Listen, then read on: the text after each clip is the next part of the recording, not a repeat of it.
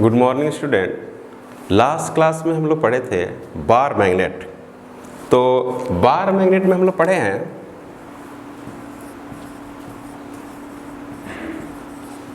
Bar magnet. इसमें हम लोग पढ़े थे टाइम पीरियड, है ना, torque, frequency.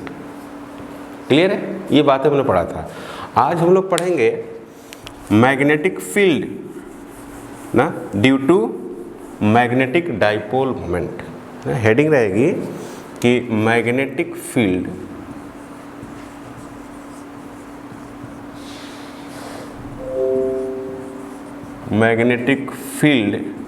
Due to magnetic dipole moment. Magnetic dipole moment.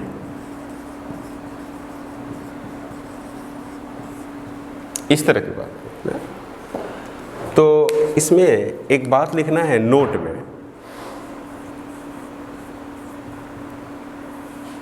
Note में एक बात लिखनी है कि if pole strength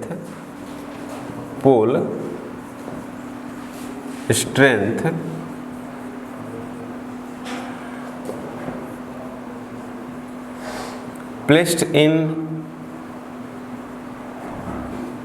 in uniform, if pole strength plus minus m placed in uniform magnetic field,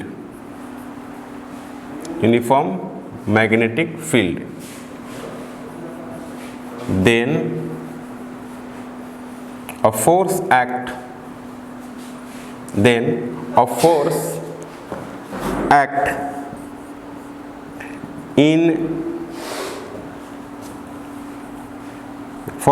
on pole strength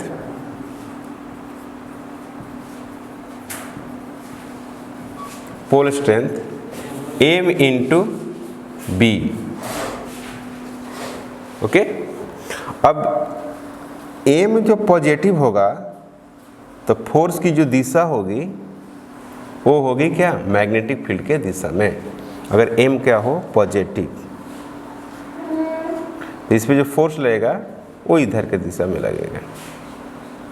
अगर m क्या होगा, negative, तो फोर्स कहाँ लगेगा, उसके उल्टा वाली दिशा में लगेगा, ऐसे लगेगी। पर मैग्नीट्यूड क्या होगा, सेम होगी। Magnitude same, F B is equal to M into B.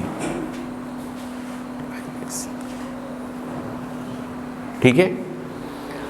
अगर कोई मैग्नेटिक फील्ड दी हो और उसमें अगर पोल स्ट्रेंथ को रखते हैं तो उस पोल स्ट्रेंथ पर एक फोर्स लगेगी जिस पोल स्ट्रेंथ का मान होगा m इंटू बी। ठीक है। और इस फोर्स की डायरेक्शन मैग्नेटिक फील्ड के डायरेक्शन में होगी। अगर m क्या होगी, पॉजिटिव होगी। अगर m नेगेटिव हुई तो फोर्स का मैग्नीट्यूड तो यही रहेगा, उसकी डायरेक्शन क्या हो जाएगी, रिवर्स हो जाएगी। इस तरह की बात है। तो ये आपको नोट में बता दिया हूँ तो कि इसकी बहुत ज़रूरत है। अब हम लोग पढ़ने जा रहे हैं मैग्नेटिक डाइपोल मोमेंट, है ना। मैग्नेटिक डाइपोल मोमेंट की वजह से मैग्नेटिक फील्ड, ऐसा आपने इलेक्ट्रोस्टैटिक्स में पढ़ा है। सेम बात है, जो आपने इलेक्ट्रोस्टैटिक्स में पढ़ा है वही बात यहाँ भी हो रही है। तो हेडिंग है कि magnetic field due to magnetic dipole moment. तो हम क्या कर रहे हैं, पहला कि when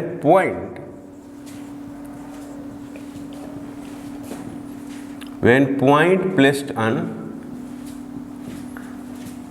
on X axis,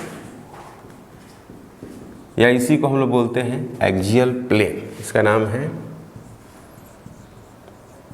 axial plane, इसको बोलते हैं एक्सियल प्लेन भी बोलते हैं। When point placed on X axis या axial plane.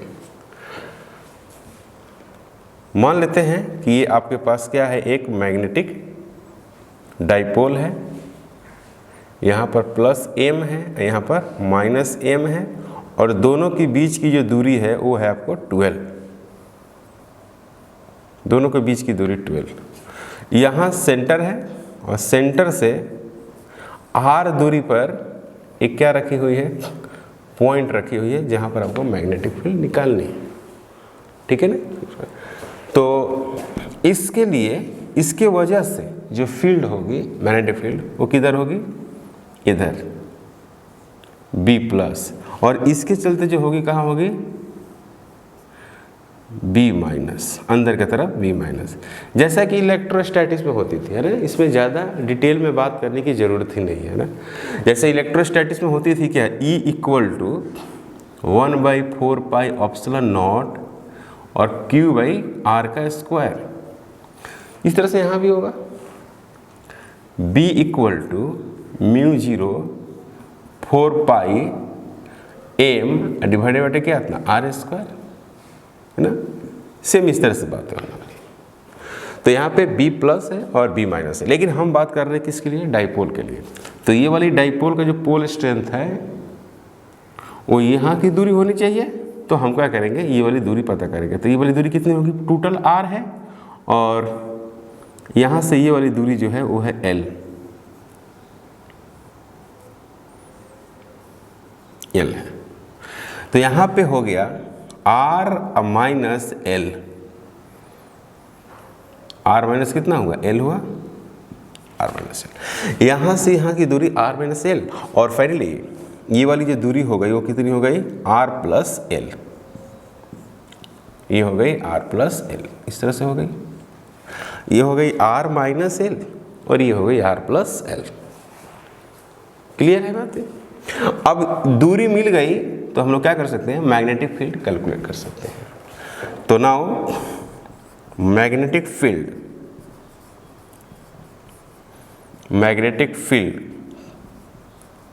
Due to +m, तो क्या होगा, B+ वेक्टर = μ0/4πm डिवाइडेड बटे r - L² और I कैप, है ना। इसके चलते जो फील्ड होगी इस पे, वो प्लस में कहाँ होगी, बाहर होगी ना, बाहर, है ना। चूंकि इलेक्ट्रोस्टैटिक्स में ऐसे ही होता था, +Q के चलते फील्ड कहाँ होती थी, बाहर, और -Q के चलते फील्ड कहाँ होती थी, अंदर। सेम यहाँ भी वही बात है, +M के चलते फील्ड कहाँ होगी, बाहर, है ना, और -M के चलते फील्ड कहाँ होगी, अंदर। चार्ज पॉजिटिव तो फील्ड बाहर की तरफ, चार्ज निगेटिव तो फील्ड अंदर की तरफ। चार्ज निगेटिव पॉजिटिव के वजह से ये फील्ड पॉजिटिव नहीं होती है। ये जैसे फील्ड है तो पॉजिटिव होगी, इसकी वजह से पॉजिटिव नहीं रहेगी, है ना। इसकी डायरेक्शन कहाँ है, बाहर की तरफ है ना। पॉजिटिव और नेगेटिव साइन ये बताता है कि फील्ड किधर है, डायरेक्शन लिखी जाती है उसकी। तो magnetic field due to -m magnetic field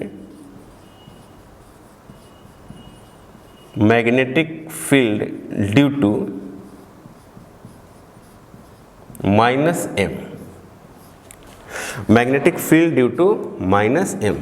-m के वजह से क्या, मैग्नेटिक फील्ड बात करते हैं, है ना, -m magnetic field due to -m। तो यहाँ पर हो जाएगा B- = वेक्टर में μ0/4πm, यहाँ पर -m है तो इसका मतलब ये नहीं कि यहाँ पर -m होना चाहिए, ऐसी बात नहीं। तो r + L इसका क्या है, स्क्वायर, और यहाँ पर क्या होगा, -I कैप, क्योंकि इसका फील्ड कहाँ, अंदर है, ठीक है। तो अब हम नेट निकालेंगे। तो नेट मैग्नेटिक फील्ड या P पॉइंट है, या total magnetic field at point P, total magnetic field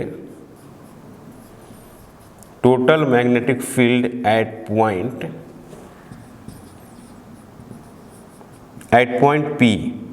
P point पर टोटल मैग्नेटिक फील्ड। तो यहाँ पर हो गया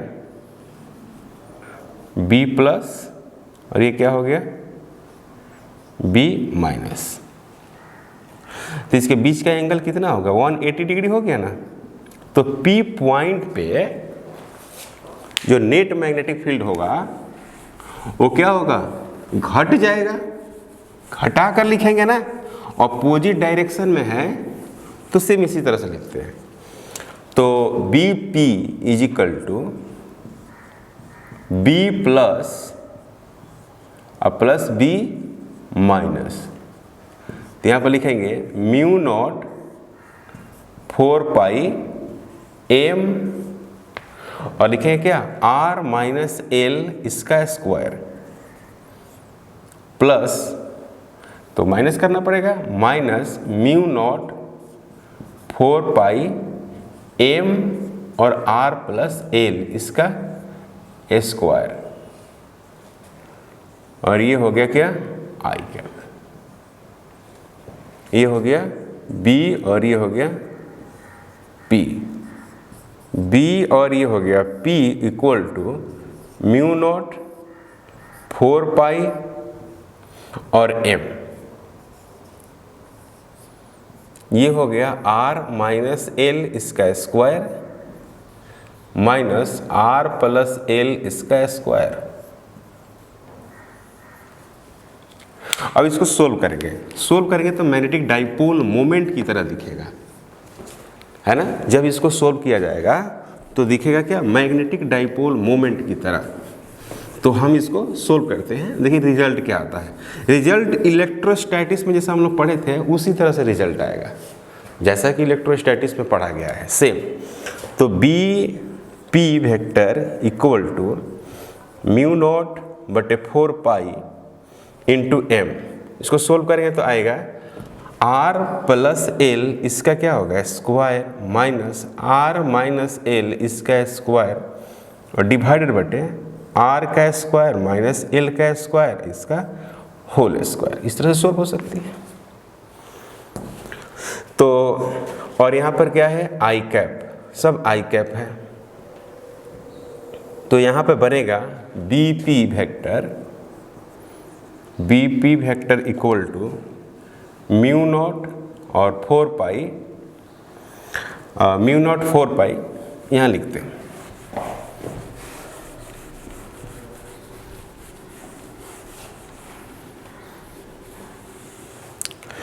mu naught 4 pi BP vector equal to mu naught बटे 4 pi M R square plus L square plus 2RL minus R square L square plus 2RL और divided बटे R का स्क्वायर माइनस L का स्क्वायर इसका square.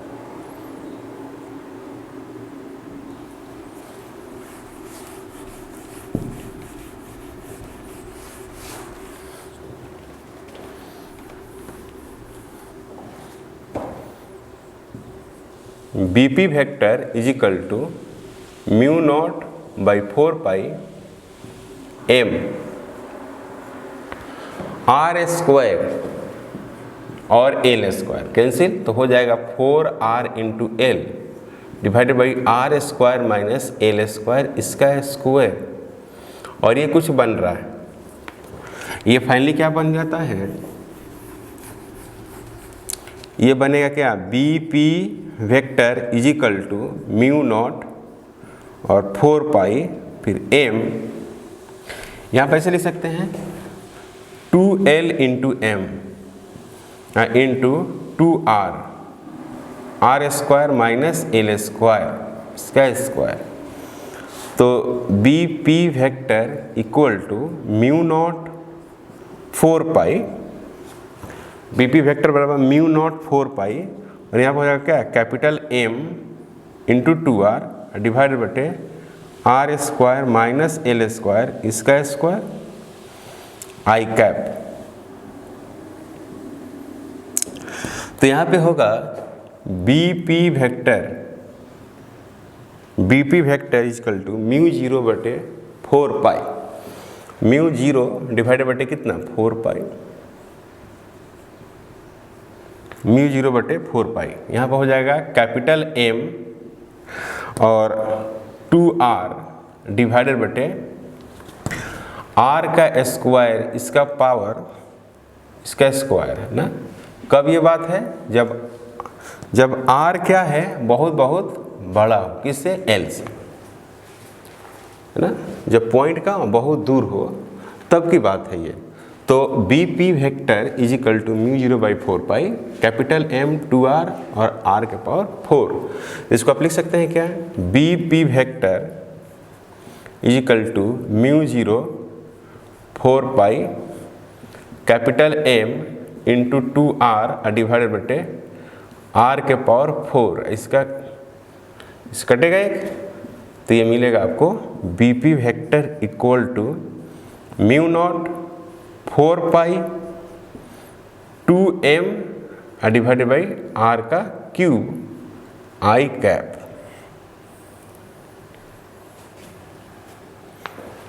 ठीक है, BP vector बराबर μ0/4 2m/r³। ये हो गए magnetic field due to magnetic dipole. तो magnetic field due to magnetic dipole जो है वो 1 क्या हो गया? r³ हो गया। ठीक है, सेम इसी तरह का एक और हम लोग पढ़ेंगे क्या? When point placed on Y axis. ठीक है, इन्होंने इक्वेटोरियल प्लेन जिसको बोलते हैं, तो लिखेंगे नेक्स्ट कि when point placed on Y axis.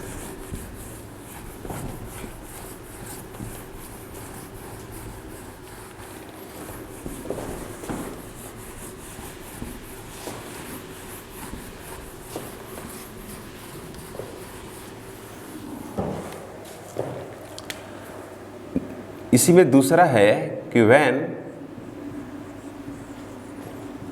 Point placed on Y axis, when point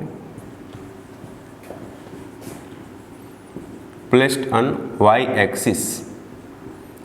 axis पर पॉइंट हो तो क्या होगा? When point placed on Y axis, इसी का नाम है ओवरऑल इक्वेटोरियल, इसका नाम है इक्वेटोरियल प्लेन।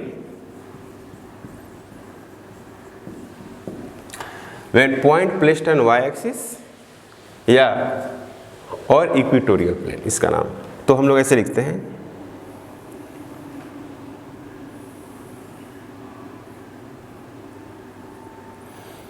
यहाँ पर +m, यहाँ पर है -m, और दोनों के बीच की दूरी जो लिया गया है वो है 2l।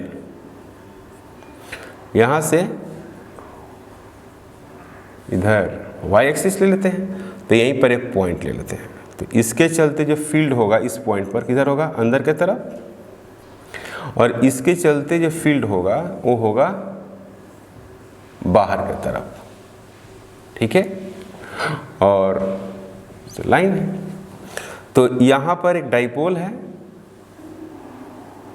इधर की तरफ क्या है? एक डाइपोल भी तो है, मैग्नेटिक डाइपोल, और ये वाली दूरी L है, और फर्दर ये वाली दूरी L है, ये वाली दूरी L, और ये यहाँ पर से ये दूरी L हो गई। तो ये मैग्नेटिक डाइपोल मोमेंट की डायरेक्शन इधर की तरफ है, और ये है आपका R। ठीक है, ये वाली दूरी जो है वो है R। तो हम क्या करते हैं कि ये डाइपोल है और ये क्या है आपका B वेक्टर, इसके बीच का जो एंगल है वो कितना है? थीटा। ये मानते हैं एंगल क्या है? थीटा है। तो ये जब थीटा है तो ये भी क्या होगी? थीटा। और इसकी स्ट्रेंथ और इसकी स्ट्रेंथ दोनों सेम है, तो इसकी एंगल भी क्या होगी? सेम होगी, क्योंकि जितनी स्ट्रेंथ इसकी होगी इतना ही स्ट्रेंथ इसकी होगी, सिर्फ डायरेक्शन क्या है? डिफरेंट है। तो हम लोग क्या करेंगे कि इसकी हम लोग कंपोनेंट तोड़ेंगे। सबसे पहली बात कि ये पूरा 2l है, तो यहाँ से यहाँ l, फिर ये l और ये r है, तो ये हो जाएगा √r² प्लस l²। उसी तरह से ये भी होगा √r² प्लस l²। तो इस पॉइंट की अगर हम बात करें P पॉइंट की, P पॉइंट पर मैग्नेटिक फील्ड निकालनी है, तो P पॉइंट की अगर हम बात करते हैं तो यहाँ पर होगा B+ और ये है आपका B-, और ये आपका एंगल है थीटा और यहाँ से भी ये भी है थीटा। तो इधर जो होगा वो दो फील्ड होंगे, इधर के तरफ दो फील्ड है, एक तो है b प्लस कॉस थीटा और दूसरी है b माइनस कॉस थीटा। इस तरह से इधर भी एक कंपोनेंट टूटेगी, इधर टूटेगी क्या b माइनस साइन थीटा, इधर भी एक कंपोनेंट टूटेगी, उसका नाम होगा b प्लस साइन थीटा। इधर हो गए b माइनस साइन थीटा, उधर हो गए b प्लस साइन थीटा। अब ये क्या है कि जो b प्लस है और जो b माइनस, b प्लस और b माइनस, इसकी पोल स्ट्रेंथ प्लस है और इसकी पोल स्ट्रेंथ माइनस है, दोनों का मैग्नीट्यूड क्या होगा सेम। ये r है, यहाँ से यहाँ की दूरी l और ये वाली दूरी l है, तो ये कितनी होगी root under R square plus L square. Clear है बात, root under R square plus L square. तो जितनी फील्ड स्ट्रेंथ ये होगी उतना ही फील्ड स्ट्रेंथ ये होगी। कैसे, देखो b प्लस की अगर बात करें तो क्या लिखना पड़ेगा म्यू 0/4 और m और ये दूरी, तो अंडर रूट अंडर r का स्क्वायर प्लस l का स्क्वायर, इसका स्क्वायर यानी आ गया आपको b plus equal to mu naught divided बटे 4 पाई m और r का स्क्वायर प्लस l का स्क्वायर। इस तरह से क्लियर है बात ये, b plus equal to mu 0/4 pi m r square plus l square. अगर b माइनस की बात किया जाए, b माइनस की,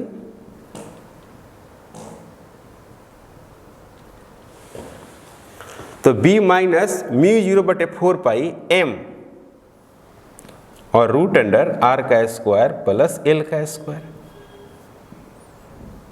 सेम उसी तरह से है ना, m म्यू 0/4 पाई m और ये वाली दूरी जैसा कि ये थी सेम है, यहाँ पर होगा क्या b minus is equal to mu 0 और 4 पाई m डिवाइडेड बटे कितना r का स्क्वायर प्लस l का स्क्वायर।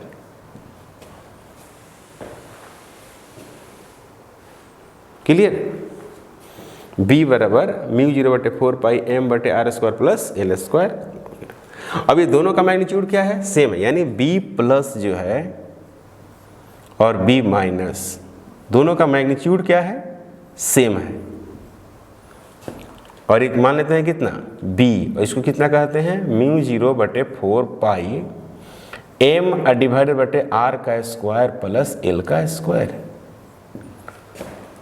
ठीक है, तो इस हिसाब से अगर देखा जाए तो ये दोनों क्या होगा कैंसिल आउट हो जाएगा, तो इसको हम कैंसिल आउट करते हैं ऐसे। तो बच गया कौन, सिर्फ ये बचा, तो हम ऐसे लिख सकते हैं, क्या लिखेंगे देखिएगा B P vector is equal to B minus cos theta plus B plus cos theta और ये क्या होगा माइनस आई कैप। तो ये हो गया B P vector is equal to, यहाँ पर क्या लिख सकते हैं 2 टाइम्स लिख सकते हैं, क्योंकि b माइनस और b प्लस दोनों क्या है, हमने b माना है दोनों को, है कि नहीं। b माइनस और b प्लस को हमने क्या माना है b माना है ना। तो अब क्या कर रहे हैं कि B P vector is equal to, है ना, B P vector equal to और 2b मैंने ऐसे b cos theta plus b cos theta, इसको क्या लिखेंगे 2b cos थीटा लिख सकते हैं इसे 2b cos थीटा। तो यहाँ पर क्या हो जाएगा भाई 2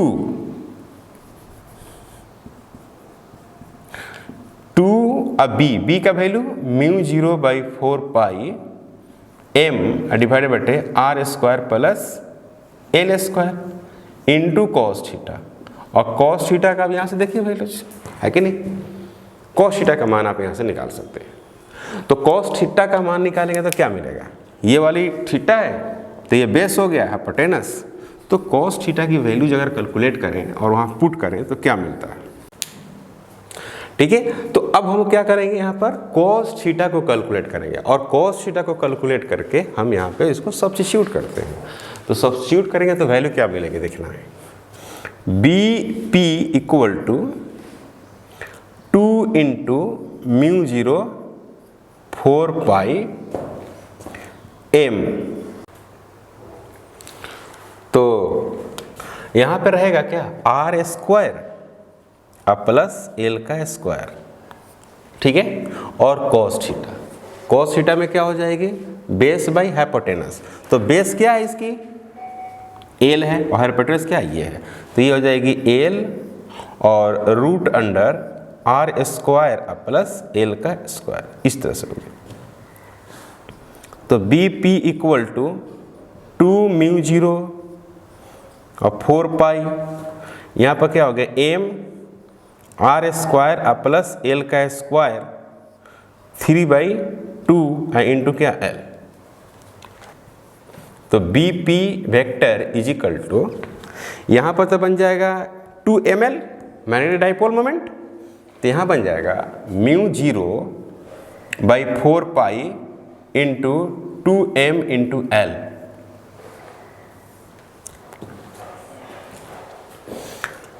B P vector equal to mu 0/4 pi 2ml और R square plus L square, R square plus L square इसका पावर 3/2, क्लियर है। और ये हो गया आपका वेक्टर, अगर जाएगा तो माइनस आई कैप की तरफ चला जाएगा ना, इधर जाएगी। तो यहाँ पर लिख सकते हैं कि capital M equal to 2LM, और दूसरी कंडीशन है कि R is very very greater than L, तो R square plus L square है ना, और इसका पावर है 3/2। तो इसको लिख सकते हैं R का स्क्वायर, इसका पावर 3/2, तो ये कट जाएगा तो बन जाएगा क्या, R का क्यूब। तो B P vector is equal to mu 0/4 pi और कैपिटल एम और डिवाइडेड बटे आर का पावर क्यूब और माइनस आई कैप, ये फील्ड है, ठीक है। तो हम लोग ऐसे लिख सकते हैं इसको। अगर हम बात करें कि ये वैल्यूज एक्स में आ गई और दूसरी वैल्यू एक वाई में आई थी, तो ये जब पॉइंट कहाँ था, वाई एक्सिस पर, तो इसको हम लोग बोलते हैं इक्विटोरियल। तो बी इक्विटोरियल लिखते हैं और म्यू 0/4 पाई और कैपिटल एम डिवाइडेड बटे आर क्यूब, ओके। और एक था बी एक्जियल, इसका नाम है बी एक्जियल, तो इसको हम लोग लिखेंगे क्या, mu not 4 pi 2m r cube, इस तरह से लिख सकते है कि नहीं। तो बी एक्जियल और B equatorial is equal to mu 0/4 pi 2m divided बटे r cube, mu 0/4 pi m बटे आर का क्यूब।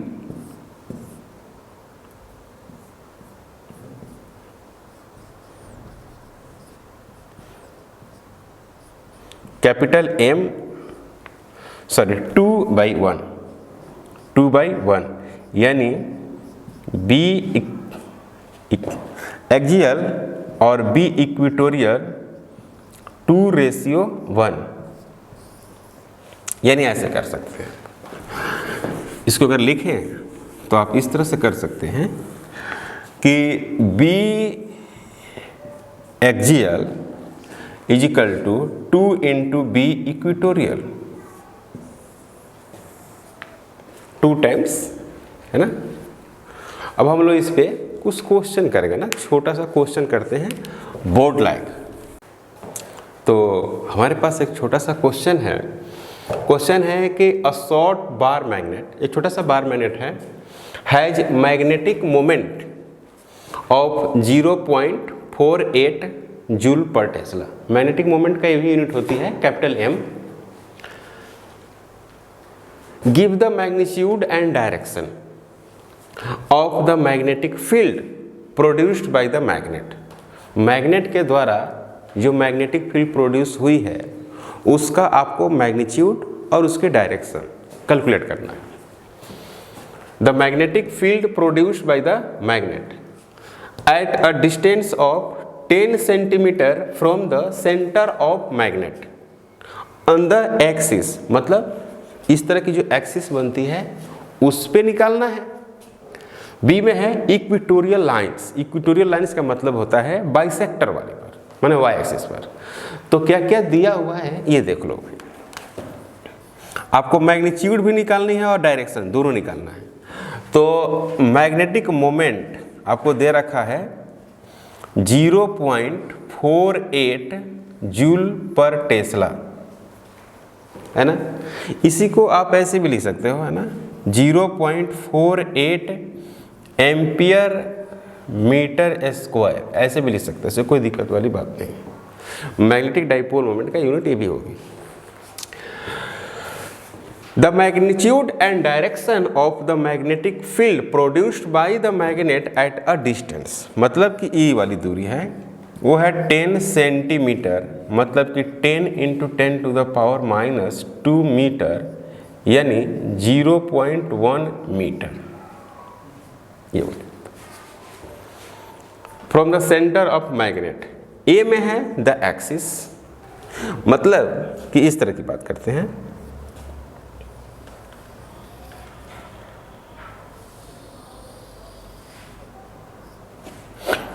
ये -m है और ये +m है। और डायरेक्शन के लिए हम क्या कर रहे हैं, डायरेक्शन के लिए इसको साउथ और इसको नॉर्थ दे रहे हैं। क्लियर है। और इसमें मैग्नेटिक डाइपोल मोमेंट का डायरेक्शन किधर होगा, इधर ही होगा। और यहाँ पर क्या है, एक पॉइंट है P, जहाँ पर हमको निकालना है क्या, मैग्नेटिक फील्ड। और ये दूरी जो है आपको 10 सेंटीमीटर की दे रखी है, यही है और क्या। तो डायरेक्शन कहाँ से कहाँ हो जाएगा, इसमें जो नेट जो फील्ड होगी वो इधर होगी, याद करो। तो साउथ टू नॉर्थ इसकी डायरेक्शन हो जाएगी, फील्ड की डायरेक्शन। यहाँ पर जो मेन जो फील्ड होगी उसकी डायरेक्शन होगी इधर। और ये B = μ0 4π2m r³ हो गया डायरेक्शन, यही तो है कि नहीं। तो आप इसको लिख सकते हैं ऐसे, सारी बातें लिख दिया हूँ। तो इसको आप इस तरह से सोल्व करेंगे सिंपली, तो आपको आएगा मैग्नीट्यूड और डायरेक्शन की बात करेंगे तो इसमें वैल्यूज को पुट करना होगा। तो वैल्यू को पुट करके तो क्या मिलेगा, B = μ0 इसका वैल्यू लिखते हैं 10⁻⁻⁷ 10⁻⁻⁷ इंटू 2m। यहाँ पे क्या लिख लेंगे, 2 और m, 2 और m, तो 2 हो गया और m का वैल्यूज हो गया 0.48 और r का लिखना है क्यूब। तो r का लिखेंगे आप, क्यूब लिखेंगे तो आपको मिलेगा ऐसे, r का क्यूब। तो यहाँ पर 10⁻⁻1 लिख सकते हैं, और इसका पावर 3, तो ये हो जाएगा आपको 10⁻⁻7 इंटू, इसको गुणा करेंगे तो हो जाएगा 6 और 9, और यहाँ पर होगा पॉइंट, डिवाइडेड बटे 10⁻⁻3। तो ये वैल्यूज आ जाएगा 0.96 इंटू 10⁻⁻4 टेस्ला, ऐसे वैल्यू आएगा। तो इसको हम लोग ऐसे लिखेंगे, तो 0.96 इंटू 10⁻⁻4 टेस्ला हो गया। तो इसको हम लोग ऐसे लिख सकते हैं B x एक्सिस में, B x एक्सिस में। तो वैल्यूज होगी 0.96, इसको हम लोग गॉस लिखते हैं ना, 10⁻4 को gauss, from S to N, south से नॉर्थ की तरफ। क्लियर है, साउथ से नॉर्थ की तरफ। बी में क्या है, बी में सेम इसी बात को लिखते हैं ना, सेम यही बी पार्ट में। बी पार्ट में है कि यहाँ पर पॉइंट है, तो आपको पता होना चाहिए कि ये जो है 10 सेंटीमीटर जो होती है, तो इसके वजह से फील्ड किधर होती है, इधर होगी, होती थी ना फील्ड इधर थी। और इसका मान जो होता था वो होता था μ0 4π m/r³। बस इसके हाफ हो जाएगा फील्ड, है कि नहीं। तो आप ऐसे लिखेंगे b = 10⁻⁻7। m का मतलब पॉइंट कितना था, 0.48 और डिवाइडेड बटे 0.1 इंटू 10⁻³ कितना 3, और b = 10⁻⁻7 48 और डिवाइडेड बटे कितना 10⁻⁻3 10⁻⁻3। तो ये हो जाएगा b = 10⁻⁻4 इंटू 0.48। तो यहाँ पर लिख सकते हैं b = लिखेंगे 0.48 और गॉस, ठीक है। और डायरेक्शन कहाँ से लिखेंगे इसका, इधर है, तो नॉर्थ से साउथ। डायरेक्शन है नॉर्थ टू साउथ, ये हो गया आंसर। यहाँ पर एक है और ये यहाँ पर है। बोर्ड लाइक क्वेश्चन है, एनसीईआरटी में भी होगा क्वेश्चन है ना, और पूछा हुआ भी क्वेश्चन है। एक और क्वेश्चन करते हैं, फिर आगे थ्योरी को बढ़ाते हैं, ठीक है। कह रहा है कि शॉर्ट बार मैग्नेट है, magnet placed in its angle 30 degree with the uniform external magnetic field और 0.25 टेस्ला। यानी जो मैग्नेटिक फील्ड बी जो दिया है वो दिया हुआ है 0.25 टेस्ला। ये है आपका एक्सटर्नल मैग्नेटिक फील्ड, इसको बोलते हैं,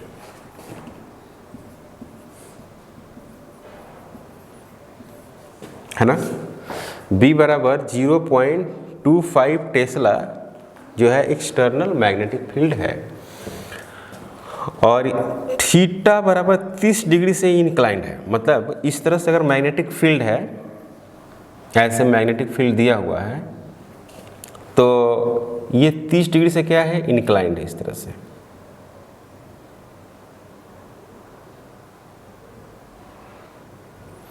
ठीक है, इस तरह से, है ना। ये मैग्नेटिक डाइपोल हो गया, यानी पोल स्ट्रेंथ ये हो गया, मैग्नेटिक डाइपोल इधर आ गया। और इसके बीच मतलब कि ये है आपका -m और ये है +m, तो -m से +m की तरफ होता है, और ये हो गया 30 डिग्री, इस तरह का है। तो इस तरह से ये रोटेट कर सकते हैं ना, इस तरह से ऐसे से घूमेगा, तो इसके बीच क्या करेगा, टॉर्क प्रोड्यूस होगा, टॉर्क। तो वही पूछा है कि टॉर्क कितना होगा अगर इसकी magnetic dipole moment M = 4.5 × 10⁻⁻² Newton और मीटर, इस तरह से वैल्यू दिया हुआ है। तो what is the magnitude of magnetic moment, sorry ये टॉर्क का वैल्यू दिया हुआ है, तो आपको मैग्नेटिक मोमेंट का वैल्यू पूछ रहा है ना। ये वैल्यू जो है ना टॉर्क की है, टॉर्क। तो आपको पूछ रहा है M = क्या होगा, M = व्हाट, ये वैल्यू पूछा है। तो मैग्नेटिक मोमेंट की अगर बात करें तो हम लोग जानते हैं बार मैग्नेट का कंसेप्ट जानते हैं। बार मैग्नेट का कंसेप्ट जो होता है वो क्या हो, तो बार मैग्नेट का जो कंसेप्ट है वो है आपका टाउ = M × B और होता है sin थीटा, ये होती है बात। यहाँ पे B का वैल्यू लिखा हुआ था 0.25 टेस्ला, ऐसे था, है ना। तो यहाँ पर हो गया टाउ, इसको लिखेंगे क्या 4.5 और 10 टू द पावर -2 m हमको कैलकुलेट करनी है, और b का वैल्यू 0.25 और साइन थीटा मतलब कि साइन 30 डिग्री, साइन 30 डिग्री इस तरह से हो गया ना, है ना। 4.5 into 10 to the power -2 equal to capital M into 0.25 into 30 degree. तो यहाँ पर क्या हो गया, 4.5 into 10 to the power -2 equal to M into 0.25 into 1/2। तो इसको कैलकुलेट करेंगे, इसको कैलकुलेट करेंगे तो क्या मिलेगा आपको, यहाँ पर इसको लाएंगे, है ना। तो 9 into 10 to the power -2 divided by 0.25 capital M equal to 125 9 10 to the power -2। तो इसको लिखेंगे 4 यानी 36 10 to the power -2 ampere metre square, ठीक है, यानी 0.36 लिख सकते हैं, 0.36 एम्पियर मीटर स्क्वायर। और यहाँ पर लिख सकते हैं at an angle 30 degree from external magnetic field.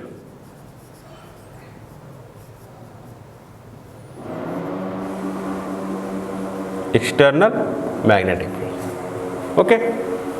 तो ये सवाल है, कुछ बातें नोट्स में, कुछ बातें लिख रहे हैं नोट्स में बात ये लिखना है कि अगर आपके पास सिंपल एक बार मैग्नेट है तो आप उसका टाइम पीरियड क्या लिखते थे। अगर नोट में बात करते हैं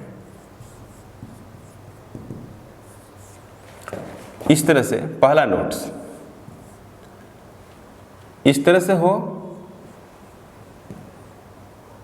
इस तरह से एक धागा में इस तरह से बार मैग्नेट को सस्पेंड कर दिए हैं, ठीक है, स्ट्रिंग है, बार मैग्नेट है। तो इसकी जो टाइम पीरियड हम लोग लिखते थे, इसकी टाइम पीरियड वो क्या लिखते थे, इसकी time period T is equal to 2 pi root under I बटे MBH, जो भी यह MB ही लिखिए, ठीक है ना। अब बात करते हैं क्या कंपोजिट हो, जैसे मान लीजिए इस तरह का हो,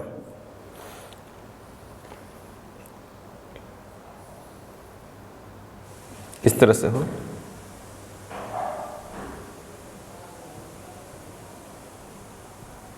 ठीक है, इसकी लंबाई अपना 12 हो, दोनों की लंबाई 12 हो, तो इसकी मोमेंट ऑफ इनर्शिया I1, इसकी मोमेंट ऑफ इनर्शिया I2। चूँकि जानते हैं कि ये क्या होता है, मोमेंट ऑफ इनर्शिया होता है ना, ये मोमेंट ऑफ इनर्शिया है। और इसकी जो पोल स्ट्रेंथ है वो है M, इसकी जो पोल स्ट्रेंथ है कितना है 2m। तो जो M नेट होगा ना, M नेट वो जुड़ जाएगा सेम टू सेम। क्यों जुड़ जाएगा, क्योंकि इसकी ये नॉर्थ पोल है और इसकी ये भी क्या है, नॉर्थ पोल है, और ये साउथ है, ये साउथ है। तो एक ही तरफ दोनों का नॉर्थ होगा तो नेट कितना हो जाएगा, m प्लस m 2m, ये हो जाएगा 3m। अब moment of inertia I net कितनी होगी, तो I नेट होगी I1 प्लस I2, इस तरह से होगा, ओके। तो यहाँ पर हो गया T इजिकल टू 2 पाई और root under M net capital M plus 2m is equal to कितना 3m, और I नेट बराबर क्या हो गया I1 प्लस I2। तो यहाँ पर मिलेगा क्या I1 और I2 डिवाइडेड बटे 3m इंटू क्या b, ये हो गया सिस्टम का टाइम पीरियड। ठीक है ना, सिंपल है, सिंपल एकदम। नॉर्थ नॉर्थ एक तरफ होगा तो डायरेक्ट आप क्या करेंगे, इसको जोड़ देंगे।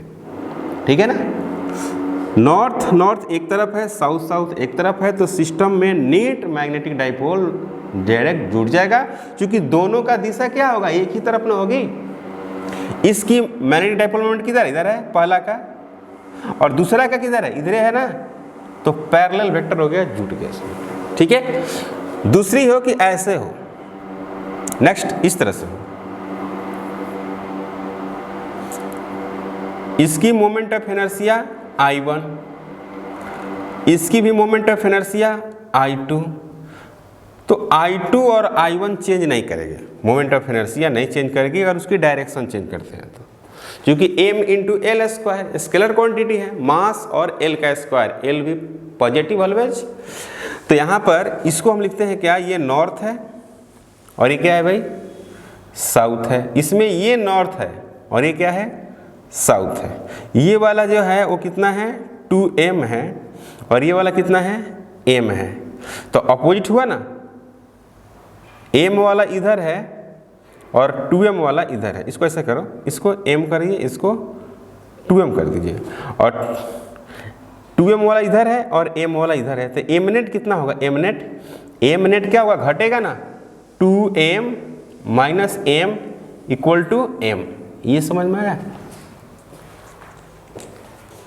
ठीक है। m net equal to 2m minus m, तो m आ गया, लेकिन I नेट नहीं बदलने वाला है, I नेट बेचारा यही रहेगा, I net equal to I1 plus I2।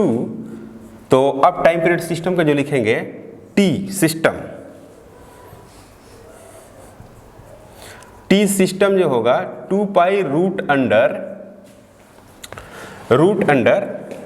I1 plus I2 divided बटे m into B, m into B. ठीक है, तो टाइम पीरियड किसका बढ़ा, पैरेलल वाला का घट गया और एंटी पैरेलल वाला का क्या कर गया, बढ़ गया। तो इसका हम नाम दे देते हैं, इसका नाम, ये जो हम लिखे हैं इसका नाम है T1, है ना, इसका नाम दे देते हैं क्या, T2। तो T2 क्या हो गया, बड़ा हो गया, किससे, T1 से, क्योंकि इसमें m इंटू बी है, यहाँ पर 3m इंटू बी है, और ये दोनों तो कांस्टेंट क्वांटिटी हो गए, दोनों में सेम है। तो इस तरह का आपको आता है सिस्टम का निकालने का, तो कोई बहुत कठिन नहीं है, आप ऐड कर सकते हैं। अब क्या इसमें है कि किसी बार मैग्नेट को बीच से काट देते हैं तो उसके टाइम पीरियड पर क्या असर पड़ता है। तो एक्चुअली जब बीच से आप काटेंगे ना, बीच से, तो इसके लंबाई पे असर पड़ेगा, लंबाई पे, और इसके मास पे असर पड़ेगा। ठीक है, ये वाली ताकत तो सेम रहेगी, इसको तो काट नहीं रहे हैं, तो पोल स्ट्रेंथ क्या होगा, पोल स्ट्रेंथ क्या रहेगा, सेम रहेगा। ठीक, लेकिन लंबाई बदल जाने से मैग्नेटिक डाइपोल मोमेंट बदल जाएगी, हाफ हो जाएगी, बीच से काटेंगे तो हाफ हो जाएगी, लंबाई हाफ, पोल स्ट्रेंथ सेम है तो 2ml, तो यानी कहने का मतलब है कि मैग्नेटिक डाइपोल मोमेंट हाफ हो गया, और मोमेंट ऑफ इनर्शिया भी क्या हो जाएगी, कम हो जाएगी, ml स्क्वायर, है ना। तो मैग्नेटिक डाइपोल में 2 टाइम्स क्या करता है, 2 टाइम्स घटेगा, और मोमेंट ऑफ इनर्शिया 4 टाइम्स घट जाएगा। ठीक है, एक बार क्वेश्चन होगी इस तरह का, और दूसरा क्वेश्चन होगी बीचों बीच काट देते हैं। बीचों बीच जब काटते हैं तो लंबाई कांस्टेंट, लेकिन मास हाफ हो जाएगा, तो मोमेंट ऑफ इनर्शिया भी हाफ हो जाएगा, ml स्क्वायर। अब यहाँ पर पोल स्ट्रेंथ हाफ हाफ हो गया, लंबाई कांस्टेंट, तो पोल स्ट्रेंथ भी क्या हो जाएगा, हाफ हाफ हो जाएगा, तो मैग्नेटिक डाइपोल मोमेंट हाफ हो जाएगा। ठीक है ना, तो इस तरह के क्वेश्चन हम लोग नेक्स्ट क्लास में करेंगे, तब तक इसको आप रिवीजन करेंगे। ठीक है, थैंक यू।